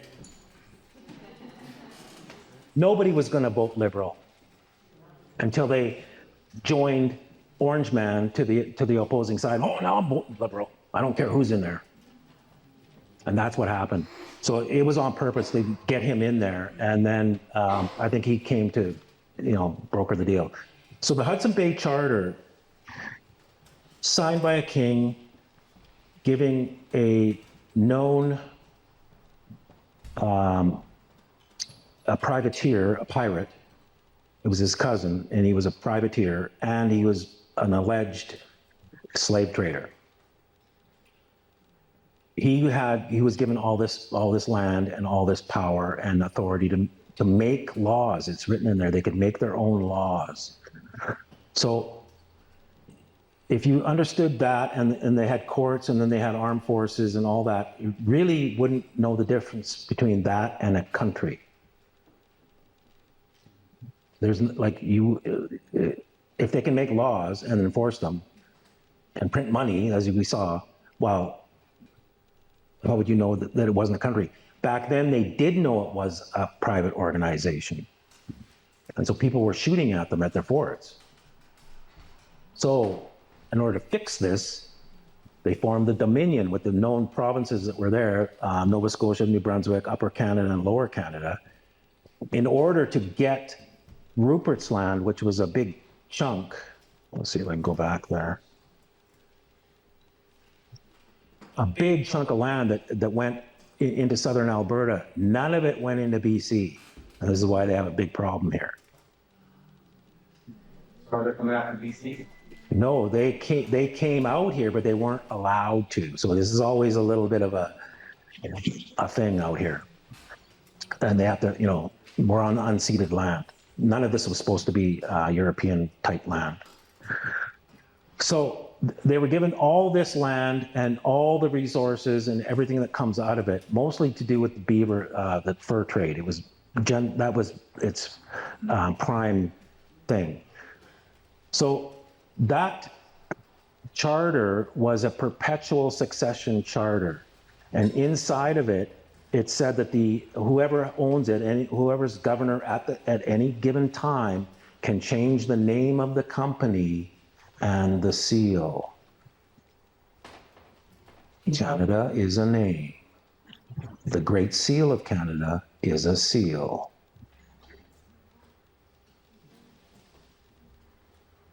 But they're operating under the Hudson Bay Charter. They have been since 1893. So when she formed the Dominion, and when she got the charter back, because they had to surrender it, and they got $10 million at the time, and they were allowed to keep the land around their forts, which is now, prime real estate all across Canada. And there's no way that even that retail store can go bankrupt if you really look into it. It's real estate rich. And so all of that was given back to the Queen. So now she's got the deed that she can run a country as a corporation that you wouldn't know the difference between it and a country. And it's got the managers there, Trudeau, and and all the things that Parliament is just the management of the corporation, and they change the managers every once in a while, but the ownership doesn't change unless the deed changes hands. The charter, the Hudson Bay Charter. And like I said, if you just go back and look at the history of what happened after Orange Man said 51st state, it was like a week later, Hudson Bay Company goes bankrupt. A couple of weeks later, sell on the charter. And I went, there it is. So, yeah, so the charter, whoever owns that, owns Canada, the corporation. Sorry, who was It's not sold yet. It's No. still in limbo. Okay, it's still, Yeah. okay. Yeah, they just had an adjournment, I think, just this past week, because and they adjourned it till second week in October or something. So, because there's a couple families that have come up to buy it, and then they said they're going to donate it to a museum, but it's already been in a museum, but it's still owned by, I believe, by Charles, Elizabeth up until that point. So when Trudeau, the first guy, figured this out, that, hey, we don't have a country, they went through this whole thing in 1982 with the Charter of Rights and Freedoms, and everybody jumps up and down about that. But what happened, they couldn't pass it because the BNA Act had been removed in 1893 by Victoria through the Statute Revision Act, 1893. She removed the enacting clause, and that's the clause that says, I hereby enact the following, and that's the BNA Act. Well, she removed those words, and therefore, she unenacted it. So it all fell back to the Hudson Bay Charter, but nobody knew until Trudeau came up and said, I think we have a constitutional problem. And the problem was, we don't have a constitution. So they tried to revive the British North America Act by taking the same words from that, because you couldn't just revive it. It had been repealed by a queen. They just changed the name of it to the Constitution Act, but it's the BNA Act. Why change it? And then they've been backdating that all the way back to 1867, so that our grandchildren, they won't know. They're just going to erase this from history. You can see it happen. It's happening while we're here. So all of that said, when Trudeau tried to fix it, there was no parliament because the BNA Act created parliament. There were no legislatures. And in my opinion, they still aren't there because she removed the BNA Act. So they tried to reinstate it, but Queen Elizabeth, who I believe owned the charter of the Hudson Bay Company at the time, said, you can have your country if you can get Quebec to sign off on a language issue. Knowing full well that nobody French speaking is ever going to allow English to overtake their culture. And they didn't sign it. René Lévesque was in thing, and that's when all the separatist things, all these things stem from that time. So they tried twice with Meech Lake Accord and Charlottetown Accord, both failed, and we are still in that state where that whole thing in 1982 has not passed yet. So when people are going, on the trucker thing, oh, they stepped on our, the Charter of Rights. Trudeau is going, you don't have any idea, because the Charter of Rights has not passed yet until Quebec signs off on a language issue. But what I wrote to him when I saw him do that, I went, okay, so you know that you're under the Hudson Bay Charter then. Well, it says in the Hudson Bay Charter, since you're picked up that sword, you can't pass acts that are repugnant to the common law. That's why he stepped down.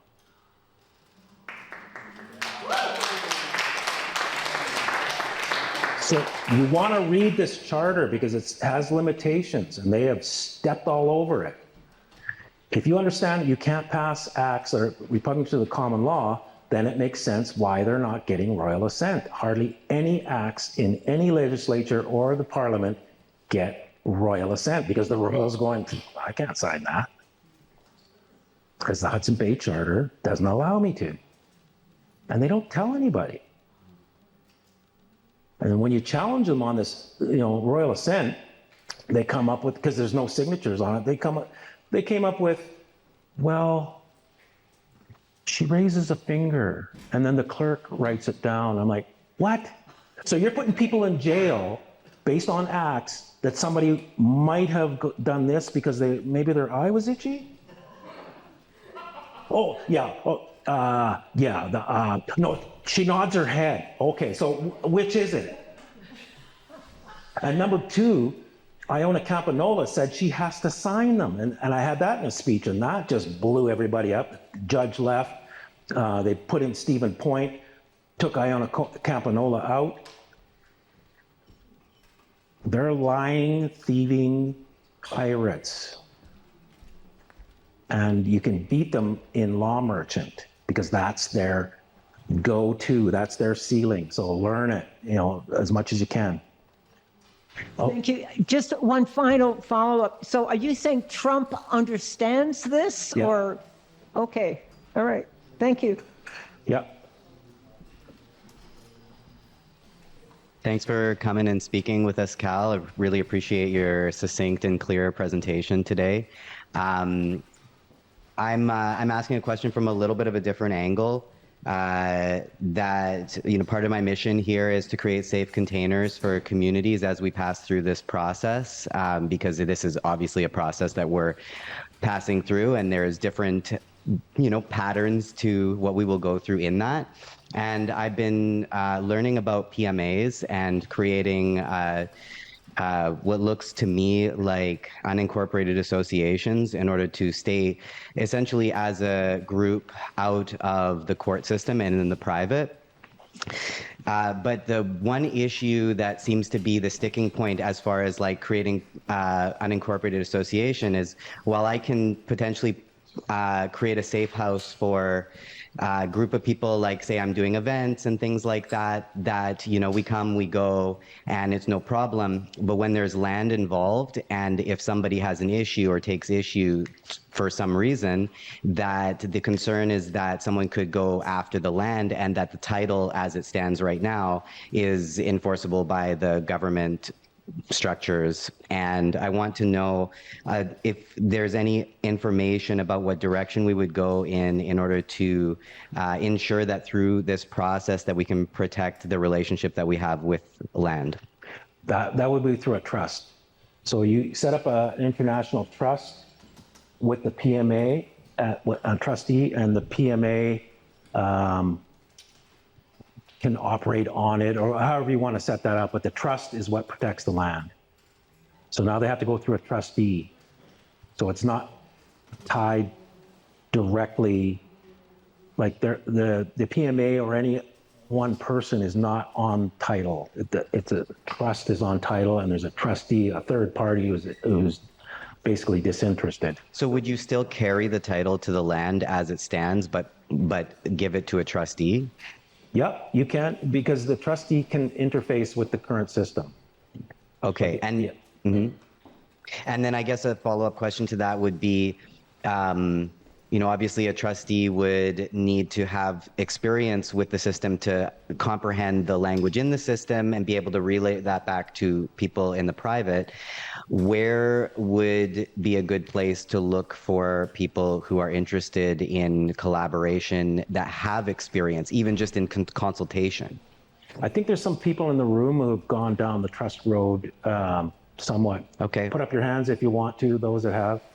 Okay, There you go. thank you. Yeah. Yeah, cool. I would love to have a conversation with anybody going down that road. Yep. Thank you. Yeah, it does work. There's a guy in the United States who sets up PMAs and trusts and a church. So just so you know, InPower is an integrated auxiliary of Revelation 18 Church, which is the church is a PMA on steroids because it's protected by the U.S. Constitution. So it's domiciled in the United States, where Congress can make no law respecting an establishment of religion. So it gets you right out of there. They can't even look at it. Great presentation, Kyle. So that's a road to go down too, but you got to be careful with the whole church thing. Yeah. Nice. For people who are not InPower members, what's the current cost to become an InPower member on the website? It's $150 US for a year, Yep. or $15 a month. And for anybody that's here, we're taking $50 off the first year, whatever, dues or whatever it is. So it'll be $100 for your first year. Yep. Yep. And I think I maybe mentioned this last night, but I can't remember if we did or not. But I recently made a delegation to the local council and mayor about a 5G tower that they're going to be putting up.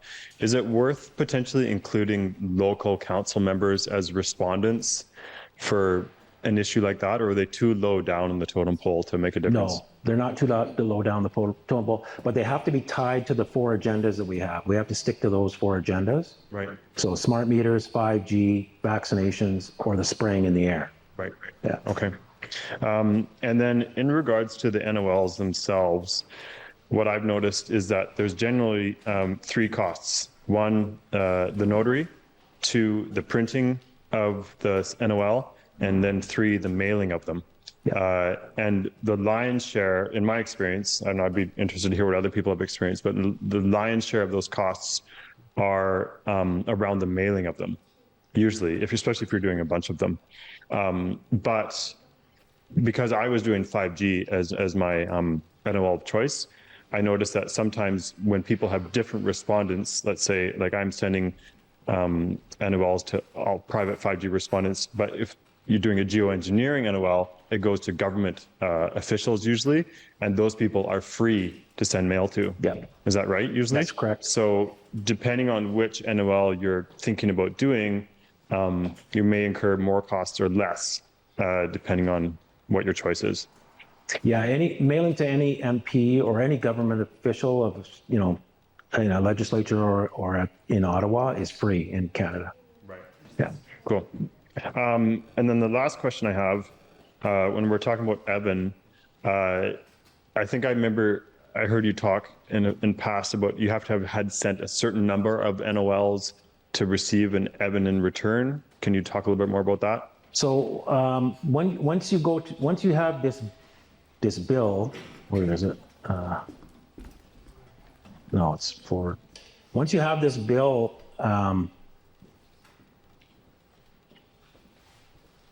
we go through a process of perfecting the bill. It's called perfecting the bill, and that is notices to debtor 3 times. So it's almost like going through a foreclosure type process where you're going to escalate and somebody's going to come and take some stuff from you in law merchant and in statutory.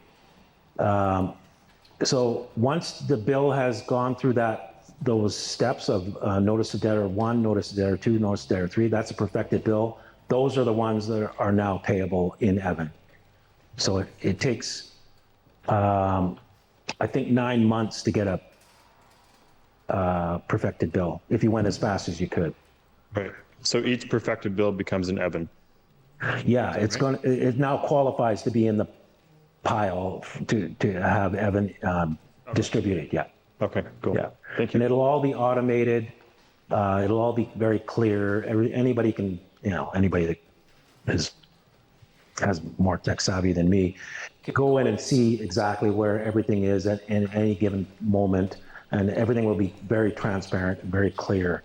And it will put trust in the whole thing because we all hold our own bills. This is another thing. We all hold our own bills. You don't send them to us. Right.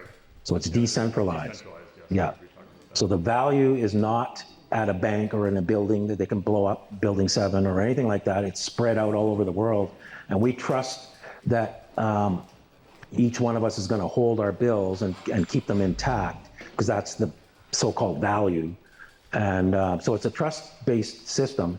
And then we'll have an auditing process to make sure that, and so even the system as it is would trust this. They would go, okay, I see the value in this. I can see how this works, and I think we want to participate in this, literally. And if we land like an American Airlines or a major hotel line or anything like that, the minute one does it, they're all going to be just flying in. Because they can see the current system is going to crash. There is a reset coming. Where's it going to land? And everybody's like, I don't know. They're all trying to just protect themselves, and they don't trust each other in there. So this is a trustworthy thing that it's very clear what's happening, and even somebody deep in the system would go, that actually is sound and I can trust that. So that's what we're trying to create, is a whole parallel system that is for the people, not for the merchants at the top. Cool, thank you. Yep. Hi, Cal. Thank you for being with us today. Yeah. I'd like to touch base on the subject of Hudson Bay again. Yeah. So let's say, for example, Canada gets purchased by the US. Let's say that happens. What do you foresee happening for us, like for this country? Like, how is that going to change things, and what do you foresee? Well, you can now move to a warmer climate.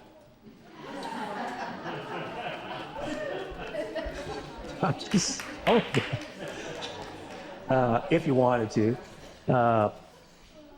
Real estate would have to correct, because real estate is overblown here in Canada, so it's in a bubble, especially here in BC or Vancouver in particular. That's going to correct.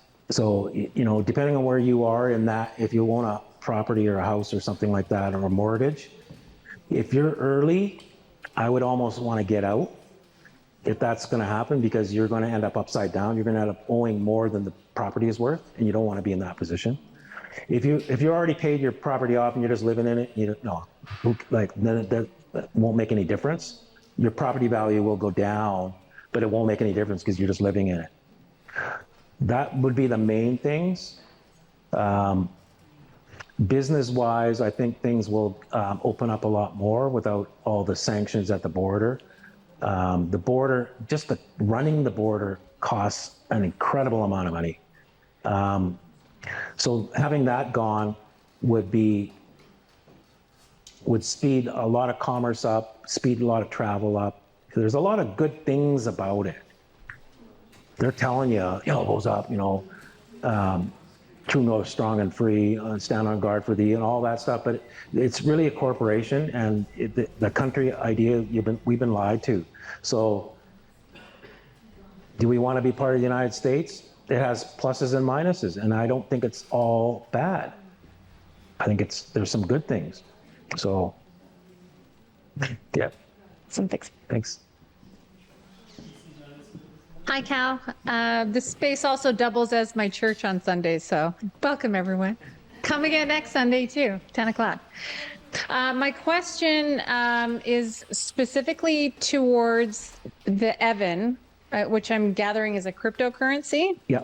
And will you need to have a digital ID to have ID? Yeah, like to access it in the digital. No, we're not. We're not. All of that is part of the lockdown system, and it's not all bad either. If it was, I don't know if we can stop it, but not everything is bad. It's bad in the wrong hands. Yeah. This isn't bad. Except those that are in control of this are just absolute psychopaths. Yeah. And so we got to get this from them, because they don't stop. Yeah, I thought blockchain would be a really great idea if it was just used for government expenditures from tax dollar revenue. Well, the whole idea of representative government was that we all can't go to Ottawa and vote. So we had a representative from our constituency go there, or go to Washington. Well, now with blockchain and everybody's connected through the internet, we don't need representative government. We can all vote right here, and the blockchain will make sure that it's all proper. And my follow-up question to that is a really big question. I don't know if it crossed anybody else's mind when you mentioned it, but when you talk about the realm and that they will come and help, who's they? What do you mean by that? the watchers, mostly. There are watchers here. You can read them in the Book of Enoch, the ones that are stationed here. Two of them you've heard of, the Michael and Gabriel, Uriel, Raphael. I can't remember all of it. I got to memorize these. Anyway, they are here and taking notes basically of what's going on in here, because what this whole realm is a prison for Lucifer and a third of the angels who wanted to overthrow God a long time ago in the idea of time. They were cast out of heaven and into earth. Not on, into. It's a closed system. He's remanded. If you read Job 1 and 2, for those that really can handle more than Genesis and Revelation 18, Job 1 and 2, yeah. Just want to get that in there. You will see a court case going on. You'll see it. There's a accusation, there's order, there's a change order, there's an appeal, all of it. And it starts with, once the court is convened, because they talk about Job and he had all this stuff and he was doing all these things and he was obeying God. And then we go to another place and the sons of God are assembling before the Most High. And Satan was there too. And God asked, "Where have you been?" Which is a rhetorical question because God knows everything.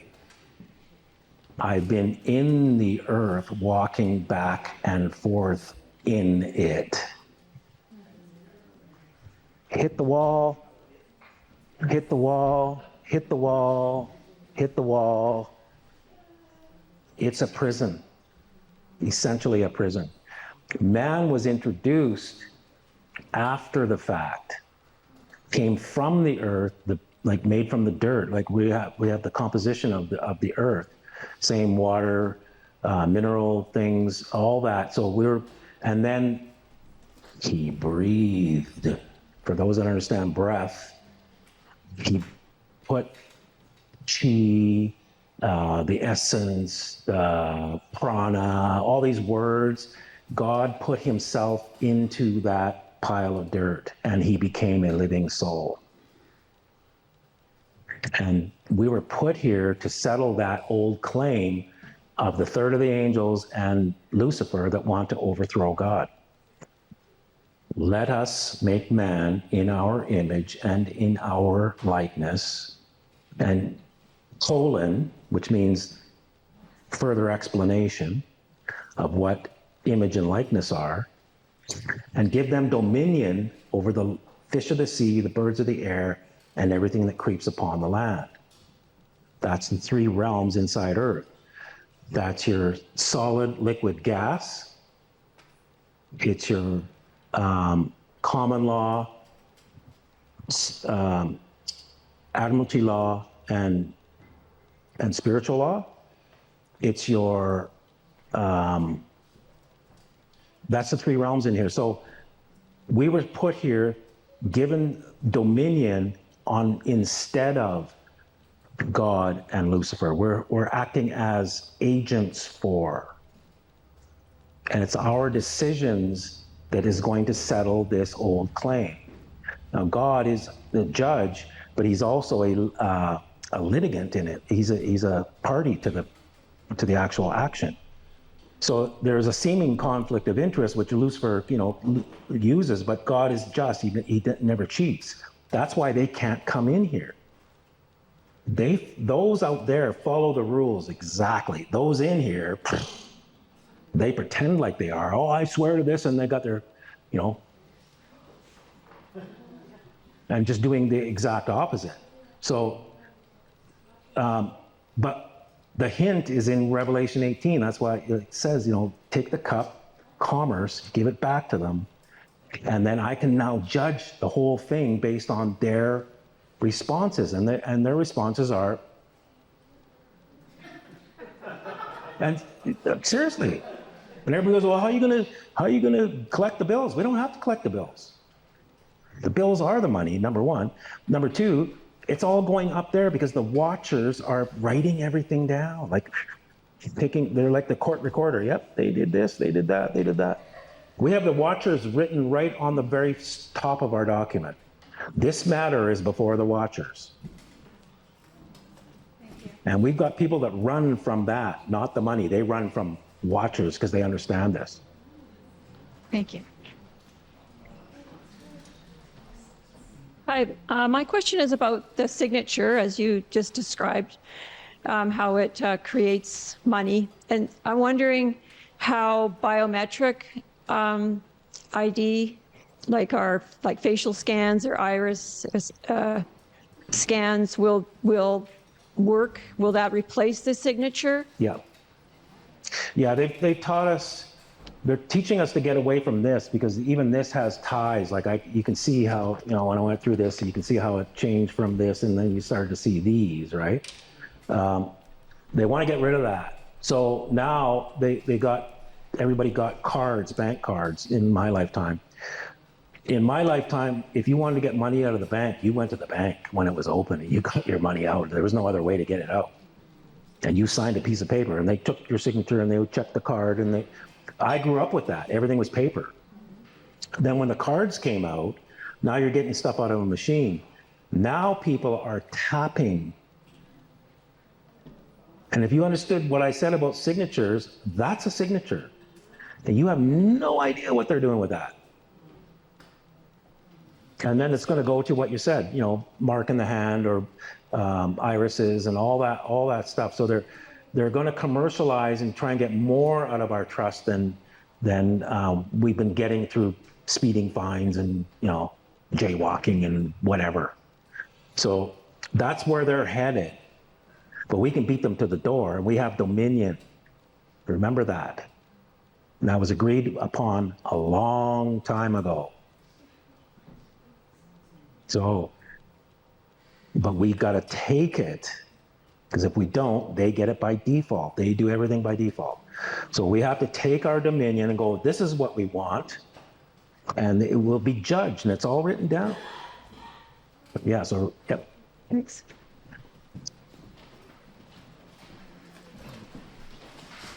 My question or my thoughts are about gold and silver, and they're real money.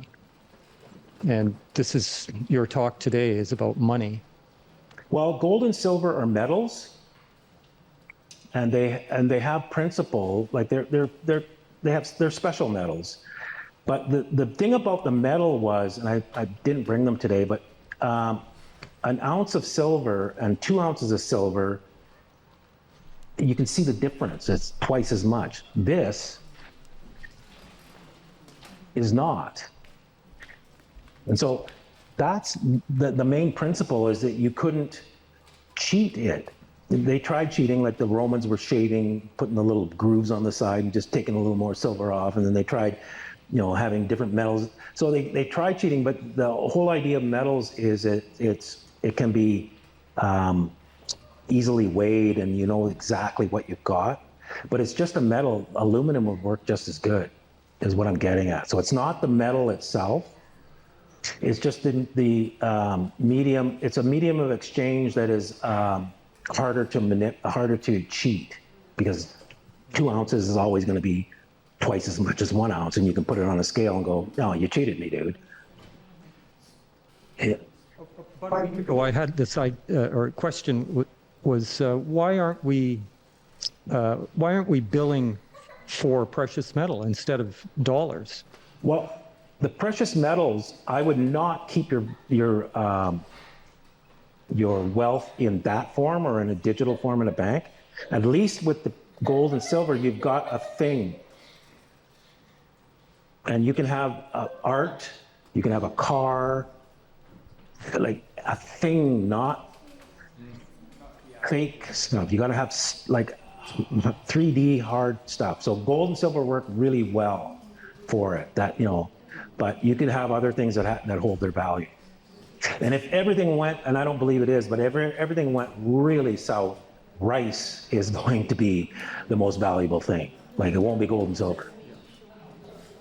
Thank you. Yep. I'm back.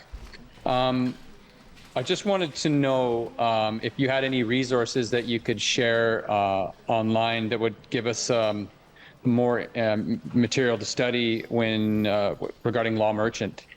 Yeah, if you join, and it may sound like a sales thing, and it's not, but we have a whole series on law merchant, and then we have a whole series on the Bible. Most of you who were, shunning the Bible probably like, oh, I didn't know that was in there. Well, there's a lot of teachings like that that are sort of out of the norm, that help you to see the Bible in a new way. So we have a Bible teaching and a law merchant teaching. And we teach principles. We don't give templates out to go get 5 Corvettes or anything like that. We just teach the principles, and you've got to put some time in. There's too much of this stuff, people selling stuff on the internet, and and it just gets people in trouble. So there is teachings on our site, and that's, a lot of people say just those outweighs the amount they pay, like 100-fold, because there's quite a bit in there. Thank you. Yep. And also within your organization, do you operate any kind of trust education? No, but there are people there, like in the room here. There's lots of people who are members that are doing that. We don't touch that stuff. We allow it to kind of flow through, but officially we deal with the four agendas. And smart meters, which is a targeting device and a spying device. It's a lot more going on than you might think. 5G, full-on weapon system. It is not an upgrade from 2G, 3G, 4G. 5G is a whole other thing. This is slowly boiling the frog idea. We all think it's just an upgrade from. It's not. They've moved into frequencies that were only available to military before. So it's weapon system stuff. So 5G and the spraying in the air and the vaccines. Yeah. You spoke briefly of an international trust. You don't have any concrete knowledge in that field at all? Me, I know enough to be dangerous. Yourself or us? Well, somebody's setting one up for me. So I'm kind of learning as it happens, but yeah, I'm not an expert on trust. I've studied trusts enough to know, how they work, etc. But there's so many people that have been studying it for so long, and I found that they kept changing the goalposts, and nobody was like, you'd kind of get something working, and then they would change things. Seems to be now that there's quite a few people out teaching trusts, and it seems to be making sense. I think they've finally got where it's working quite well, but only for those that are more in a protection, not trying to get at the Cesta KV trust or get stuff, or you got to come with the right heart and all that. Has there ever been somewhere where someone had their trust challenged in some way or dismissed from court even? Yeah, and this is the problem. Nobody knows whether it works because it doesn't challenge. So maybe it is working because nobody's challenging these things. So, but there's no way to know that I know of that somebody has had to deal with it in a court situation. So are you familiar with the way to convey property into trust through the minutes of the trust? Do I know the way to get Are you property? familiar with the way that property is conveyed into trust? No. Okay, thanks. I yield. Thank you. Okay. Hello, Cal. Hi. Fascinating topics. I'd love to sit down with you for hours and talk about a lot more stuff. Keep it to one question for now, though. Can you shed any light on how you could use a bill of exchange or any other form to discharge debt? Well, it is money.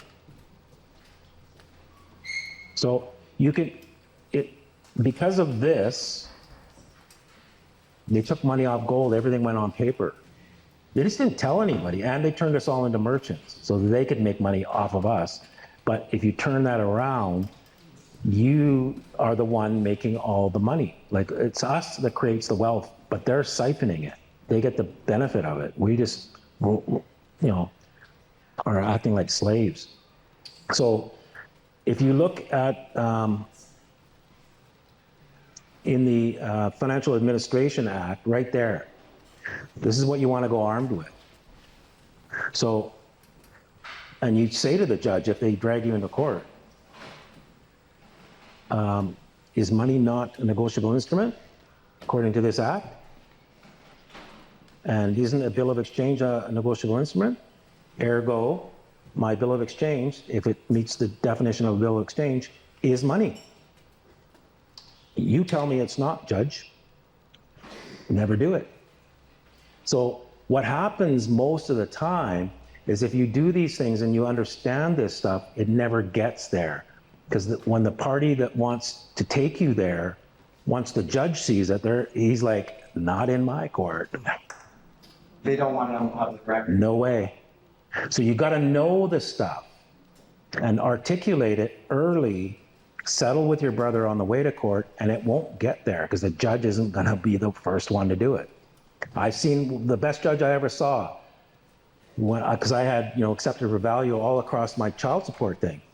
And the lawyer came and they brought in a heavyweight lawyer and she said, he's written this across the front of the order. Like I showed you, the child support order is a bill of exchange. And she said, I'm not going there. And then she looked at me, blah, blah, blah, blah, blah, blah, blah, blah, blah, blah, blah. And, we're only going to deal with acts in here. And I said, how about the Bills of Exchange Act?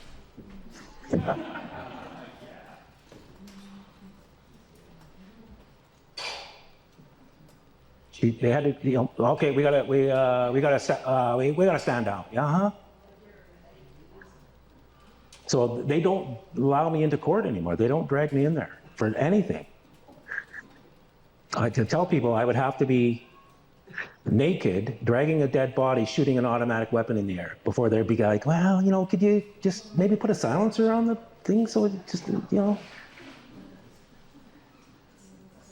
Because the first thing out of my mouth is, who are you? Because as far as I know, the country disappeared in 1893. So who are you in the black suit? And you're going to put stuff on me? Well, I'm going to charge you for that. And they run. So we're just doing this whole thing on a larger scale, and they're running. Like, we got people running. Even a royal, the Queen of Denmark stepped down. That's a bloodline. That's significant. They don't step down. So you could technically, you would have to do it in court though. Like if you had a bank loan or something and you said, I'm not paying this anymore. And then you would have to take that into court with your bill of exchange. I want to caution you, if it's a secured loan, like if it's secured by a car or a house or something, be careful because they will just come and grab it and they've got guns. If it's an unsecured loan, yeah, you put these through, they're going to, resist you and say you didn't pay, and then they're going to be the ones taking you to court because as far as you're concerned, you paid. And the minute they escalate, then you escalate. Because, as soon as there's a court case, put an affidavit in. Financial Administration Act in Canada, right there, boom. Are you telling me this isn't in force? Because it's really not. But you get him to say it. Oh, so you know about this. So you know this act isn't in force. Okay, well now we're talking law merchant. Now we're getting to the meat of things. Looks like you're dragging me into something that I don't really want to be in. And these people got me into something that I shouldn't have been in. And now you're implicated.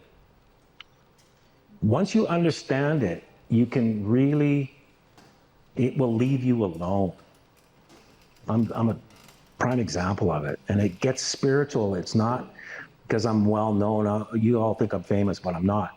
And it's where the police won't make eye contact with me when I'm not wearing a mask. I'm like, others are arrested and all that.